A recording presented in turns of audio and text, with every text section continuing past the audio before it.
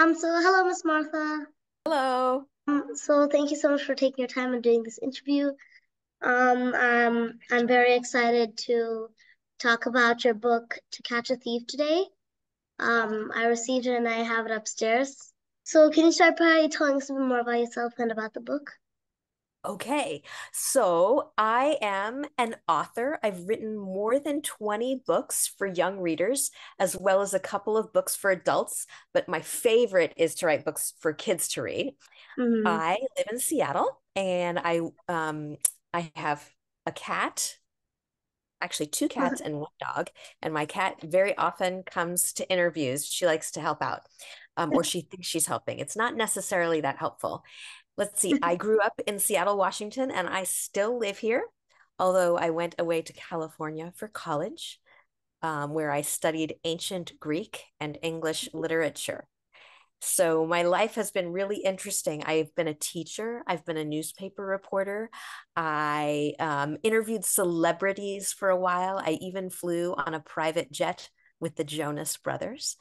I wrote game questions for Cranium and Trivial Pursuit. I don't know if you've played either of those. Yeah. And I've built lots of websites and done just tons of different things. But my favorite thing is to write stories. Yeah. Well, that is very interesting. Um, so, what inspired you to write To Catch a Thief? What inspired me? Okay, so I wrote this book during the pandemic, and we were living in a house near the beach in Washington State. And I Yeah. thought, what a fun thing it would be is if there was a mystery set here. Now, To Catch a Thief is about a girl who looks a lot like me and acts a lot like me and is one of five kids. Ariel, guess how many kids I grew up with in my family? Seven? Just five, only five. Oh. Seven if you count my parents. But there were five kids in my family growing up. And so I wanted to write about a family that was a little bit like mine, but not exactly. And I really wanted to write a mystery, and I wanted to have a cool setting, and I wanted lots of animals to be in it because I love animals. Yeah. There's the main point of the totally cute puppy who does a big role in the book. Yes, he plays a big role in the story. And it's funny because this is not my only book with a dog in it. I have a picture book. Where is it? Oh, nuts. It's not on my shelf, but I have a picture book called This Old Dog. And then I Yeah. wrote this book, and it's funny because my literary agent said to me, "Oh, you need to stop writing books about dogs." And so, you know what I did? I wrote more books about dogs. And my next book with Scholastic also has a dog in it. Maybe Um, maybe she was using reverse psychology. you think? That's possible. But you know what? I decided that I just love writing stories with animals in them because when I was your age, I loved animals so much. Do you have any pets? No, my parents say that they're too much responsibility. No one's gonna look at them, look after them, and we're traveling a lot. We travel a lot, go on family trips, and she's like, Oh, we have to pay for that and all. Plus, I'm yeah. allergic to dogs, and who else knows what, Oh so no. that's a lot hard. Yeah, it's, you know what? I totally understand. Pets are a lot of responsibility, and it is extra hard to travel. And they do cause allergies. I just, they're like stuffed animals, though, come And to they're so life. cute. Really cute, but you can enjoy other people's pets. True. Um, yes, you don't have to have them yourself. Yeah. Um, so how'd you come up with the title? Well, so To Catch a Thief is actually a famous movie, a mystery movie. And one of the things that I did with this book was I had references to other books and movies in them. For example, have you ever heard of Agatha Christie? Um, isn't she some sort of author? She is an author. She is about the best-selling author in the history of the English language. So Agatha Christie writes mysteries, and they're mostly for grown-ups, although I started reading them when I was maybe 13 or 14 years old, and she's written Mhm. lots and lots of mysteries. So the neighbor, Dr. Agatha in the book, is what's called an homage, which is kind of like a literary nod to Yeah. Agatha Christie. And so I had lots of little references to other mysteries, including a book by Alana K. Arnold called The House That Wasn't There. Have you heard of that book? No, I don't think I have. Okay, so maybe you'll check out The House That Wasn't There because in that book, um, a couple of kittens disappear and their owners have to figure out what happened and where they go, and why the house that wasn't there is actually a thing. It's very interesting. And so Alana K. Arnold is one of my good friends, and I helped her write Oh, that book and she helped me write mine. And so those books are playing a little bit with each other. yeah. Yeah. Um, so are there any interesting or memorable things that happened in your life that you just slipped into the book? Lots of things happen in my life that I slipped into the book. So I mentioned that I had lots of brothers and sisters, and so does this character. Mm-hmm. Um, when I was 9 years old, I found a dog that I really wanted to keep, and I brought it home because it followed me home really. And then my mom looked at the collar, and we found the owner, and I took the dog back to the owner, and she said, "Hey, do you want to keep him?" And I said, "Yes, yes, I do." So I went to my mom, and she said, "I don't know." But for all the reasons that you wouldn't want to have pets, all the work and blah, blah. Yeah. Finally, she said yes. So I went back to the lady's house and I knocked on the door and I said, I can keep him. And she said, "Oh, I've already given him away." So like that feeling of really wanting a dog, and in real life, I didn't get that dog.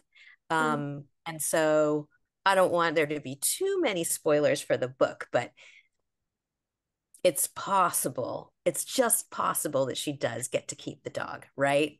Yeah, Yeah. yeah. So can you tell us about the process of writing the book? Yes.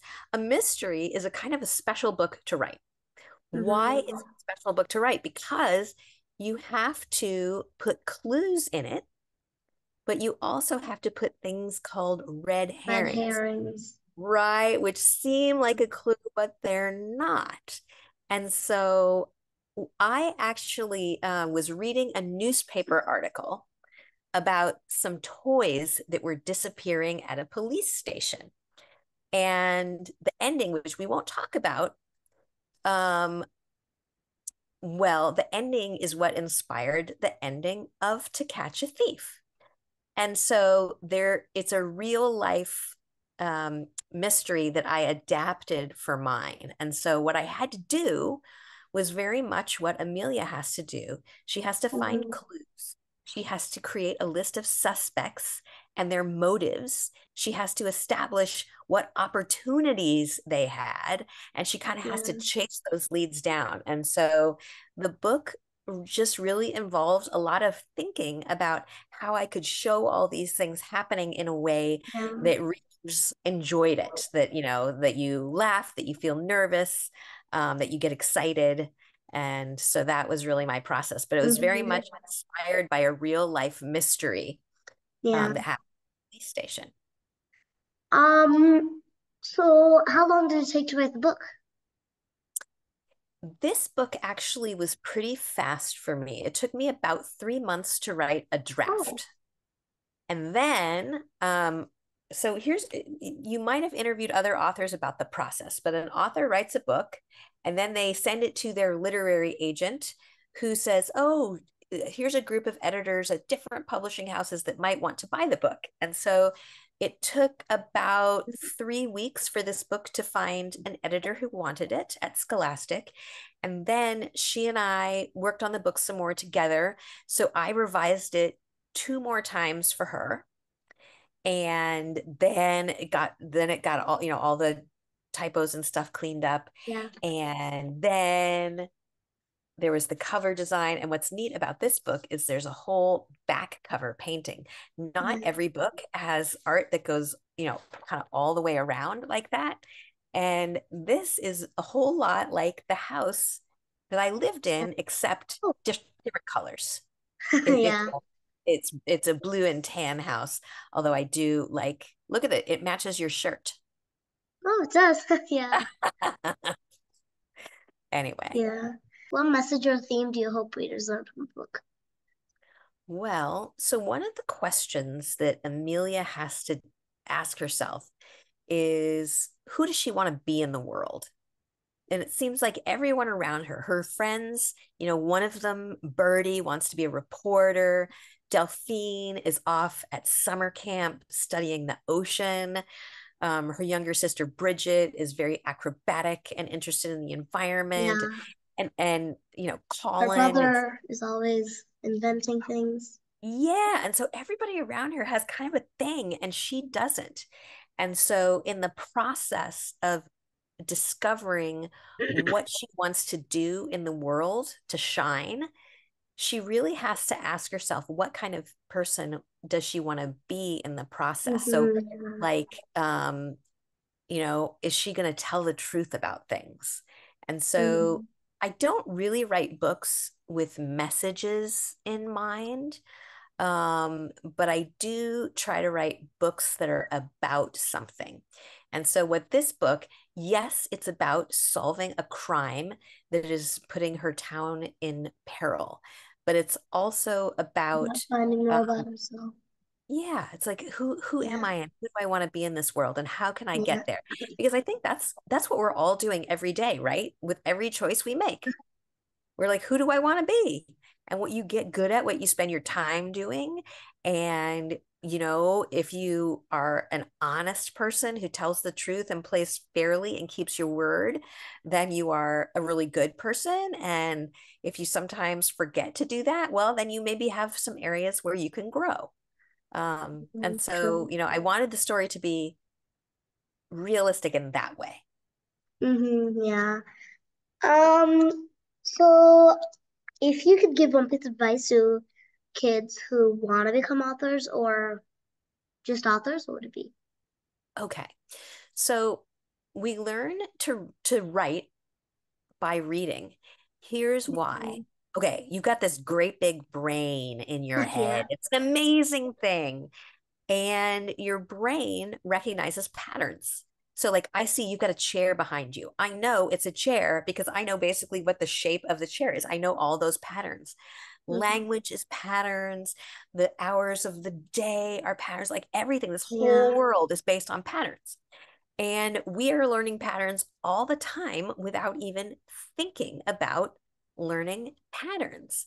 And so when you are reading, every time you read a book, you start to learn the patterns of storytelling, the patterns of how characters relate to each other, how Mhm. words and sentences and paragraphs and chapters fit together. So the more you read, the more you will have trained your brain in all of those patterns. So reading is super important. Yeah, that is. Yeah. Yeah. So if you could give one piece of advice, go back in time and give yourself one piece of advice, what would it be? Okay. Oh, this is such a good question. Sometimes I go back in time in my memories and I think about myself because I was 8 years old when I decided that I wanted to be a writer. And so I would give myself that piece of Mm, advice. I would give myself the advice to stay patient and persistent because when you keep working at something, you're going to get better at it. And a lot of times, especially in like writing is very, very competitive. It's very difficult to do. And so if you give yourself time to fail again and again and again and develop the patience to accept that, that yeah, really helps. yeah. Um, so what do you enjoy doing for fun? What do I do for fun? Well, I really like flowers. And Yeah. so I've got this little backyard and I've decided that I want it to look like a room of flowers. And so I'm growing vines up the walls, and I've got all these planters with all sorts of flowers in there, and I just want more and more. I want to make it look, I don't know what, I just want it to look like a magical secret garden. So I like to do that. Mhm. I play with my pets. I really like cooking. Mhm. Um, what did I make this week? I made some delicious dal and some saag paneer and some naan this week. Those are some of my favorite things to cook. And I like traveling. One of my children goes to college in Yeah. Scotland. And so I got to go to Scotland twice last year to visit her. And I also really like reading. Yeah. Yeah. Um, What do you like to do? um, well, well, recently I got a new set of paint, so I like to paint for my That's siblings, and as you see here, I like to make bracelets. that's beautiful. I like to read and write, obviously. A lot of people find this odd, but I like to go to school You know what? Me too. I liked to go to school. because Um, oh, it's just something to do, and there's a list, and like you know what's next, like the next step for you to do. It's very reassuring to have that. I like that. I think that it is reassuring, and you can go to school your whole life, Yeah, and and you can you also are in decide. school your whole life. School is just a place where you learn. I yes, yes, and if you don't, I was just saying to my husband today, if you don't keep on learning, then you know how can you expect to keep thriving in the world? Because the Yeah. world keeps changing, right? And so we have to learn and understand. And so that's, I think it's really satisfying. So Mhm. I like to be your classmate. Are you planning to write any more books? Oh, so many more books. I just finished another book that I sent off to my editor. Let me see if I can Does it have a find title yet? it's well, the tentative title is the start and end of Mhm. everything. But you know what? Titles change all the time, so we'll see. Yeah. We will see, but let's see. I'll read you the opening. From time to time, I hear a human say, I want to be a dog in my next life. They mean they want to lie on the floor and have soft hands on them, a bowl of food, sticks and balls, not a care in the world. That is the thing I love most about humans. They don't know how much they don't know. If any of them came back as a dog for real, they'd tuck their tails and run. Um, so that is the opening of one book. And then yesterday, I started another one. Nobody on the planet has heard this yet. I'm going to read it to you. Thunder Nelson skidded her bike to a stop. She was last, and Frank's was waiting on the sidewalk, even though it was cold out. Frank's always waited for Thunder. But this time, Frank's had a question. Why is your ponytail on the front of your head instead of the back? It was a good question, reasonable. Thunder knew this. At the same time, she could not answer, not before she'd unblocked her mouth. So, anyway, those are the opening lines of two books. Um, Wow. Unblocked her yeah, mouth. unblocked your mouth. Okay, so imagine Oh. front ponytail. Okay, so she did that because she was biking home and it was really cold and she didn't have a scarf, so she made one. It's really hard to talk through. So yeah, the Yeah. front ponytail. That's Thunder Oh. Nelson hairstyle. Oh no, I was just thinking of well, I have shorter hair than, and I usually do well, no, that's still covering. You can still cover, but yeah, she's definitely. It'll probably need a picture, right, so that people really understand that that's what she Yeah, did. Because I was thinking that would be pretty funny. that is pretty funny. So Yeah, thank you so much for doing this interview today. I really enjoyed it. Good luck on your future books. Um, thank you.